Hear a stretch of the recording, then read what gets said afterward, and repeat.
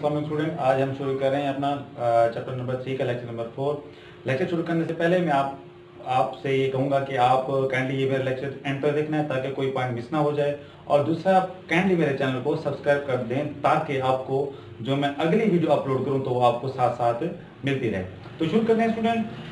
5 kingdom classification को आज हम फॉर्मेशन करेंगे, उसको आज बनाएंगे, क्योंकि हमने 3 किंगडम सिस्टम पढ़ लिया था और हमने ये कहा था कि 3 किंगडम सिस्टम इतना ऑथेंटिक नहीं है, उसके अंदर जो है वो गलतियां हैं। तो उसके लिए फिर एक अगला मजीद रिसर्च की गई तो 5 किंगडम सिस्टम की फॉर्मेशन की गई। तो उसके लिए जो है 1937 के अंदर एक साइंटिस्ट थे ई चैटन ने एक आप कह लें कि 2 टर्म्स जो थी वो उनकी बुनियाद रखी थी। वो कौन कौन सी टर्म्स थी? वो टर्म्स थी कि एक था प्रोकैरियोटिक टर्म और एक थी यूकैरियोटिक टर्म। प्रोकैरियोटिक टर्म और यूकैरियोटिक टर्म। तो स्टूडेंट आपको पता होना चाहिए कि प्रोकैरियोट्स जो है वो उसकी जानदार के लिए इस्तेमाल की जाती है कि जिनके न्यूक्लियस के अंदर जिनके सेल के अंदर वाज़ेह न्यूक्लियस नहीं होता, यानी वो न्यूक्लियस के ऊपर सेल न्यूक्लियर मेम्ब्रेन मौजूद नहीं होती। और प्रोकैरियोट के अंदर कि जिनके न्यूक्लियस के ऊपर जिनके सेल के ऊपर वाज़ेह न्यूक्लियस नहीं होता, और यूकैरियोटिक वो जानदार होते हैं कि जिनके सेल के अंदर वाज़ेह न्यूक्लियस मौजूद है, यानी यूकैरियोटिक के न्यूक्लियस के ऊपर न्यूक्लियर मेम्ब्रेन मौजूद होती है।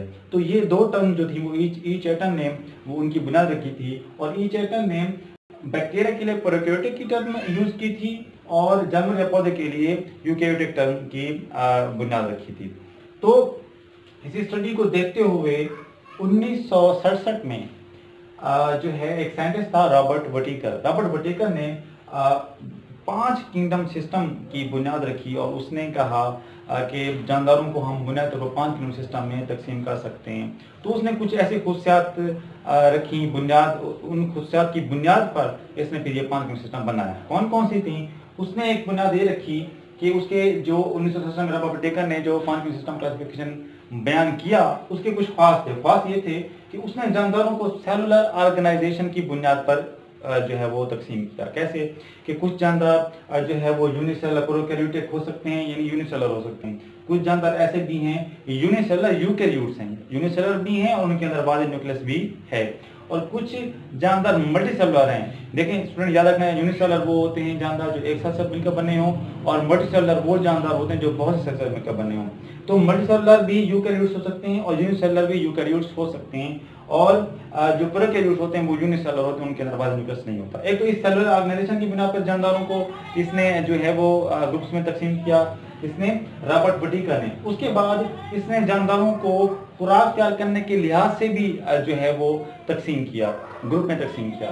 कैसे कि मैं आपको बता चुका हूँ कि पिछले लेक्चर में कि जानदार ऑटोट्रॉफ भी होते हैं, जानदार हेटेरोट्रॉफ भी होते हैं। कुछ जानदार ऐसे जैसे फंजाई है वो अपनी खुराक को जज्ब करके ले जाती है, अपने उस है हेटेरोट्रॉफ लेकिन अपनी खुराक जज्ब करके ले जाती है। तो ये मुख्तलिफ तरीके हैं खुराक तैयार करने के, तो खुराक हासिल करने के। तो खुराक हासिल के तरीके के लिहाज से भी जानदारों को रॉबर्ट वटीकर ने जो है वो तकसीम किया। तो इस लिहाज से देखा जाए तो रॉबर्ट वटीकर ने 5 किंगडम बनाए थे। कौन कौन से थे? एक था पहला किंगडम मोनेरा, दूसरा किंगडम पोटेस्टा, तीसरा किंगडम फंजाई, चौथा किंगडम प्लांटी, और 5वां जो था वो किंगडम एनिमिलिया था। ये जो किंगडम है ये एक पूरा क्वेश्चन है, अगले नेक्स्ट लेक्चर में आपको इंशाल्लाह मैं पढ़ाऊंगा कि इन पूरे 5 जो है वो किंगडम का हम डिटेल में मुताला करेंगे कि कौन से किंगडम में कौन से जानदार रखे गए हैं। तब तक के लिए आप इंशाल्लाह मेरे अगले लेक्चर का इंतजार करें। तो फिर हुआ ये कि जो रॉबर्ट वटीकर ने 5 किंगडम सिस्टम दिया था उसके अंदर मजीद 1988 में मार्गुलिस और श्वार्ट्ज ने अपनी एक एडिशन की। वो एडिशन भी तब हुई जब साइंस मजीद एडवांस हो गई थी, जब विरासत को समझने लगे थे, जब जीन्स को समझने लगे थे।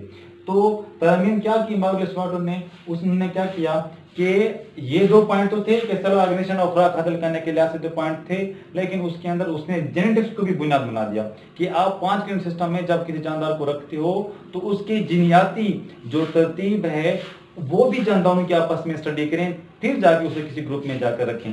तो मार्गुलिस श्वार्ट्ज ने उसके अंदर जो थी वो ये तब्दीली जो है वो पैदा की थी।